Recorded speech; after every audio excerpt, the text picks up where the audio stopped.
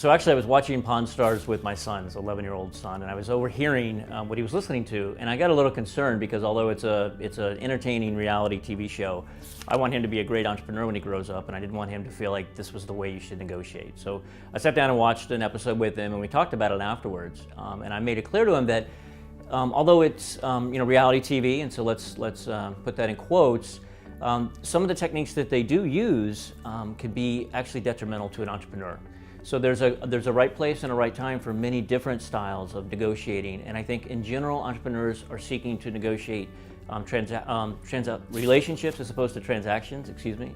And so when you take a Pawn Stars approach to negotiating, oftentimes that's going to be fine if you never see that person again, but it's not going to be fine if you're looking for a mutually advantageous long-term relationship, which I think is more common. So if you think about some of the things they do on that show, they hide the ball. They often don't tell the person what their product is worth.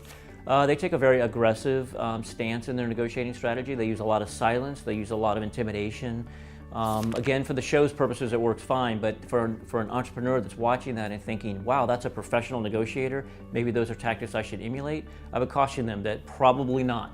And think of this analogy: if you're selling your house, the Pawn Stars approach of wham bam, thank you ma'am, I'm never going to see you again, that might be okay because you're probably not going to see that person that you sold your house to.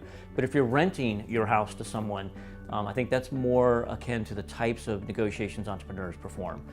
If I'm renting my house to you, I want you to be happy. I want you to have a good relationship with me, or else I might suffer negative consequences. So again, as an entrepreneur, I think be smart about each situation and make sure you're applying the appropriate tactic to the right negotiation.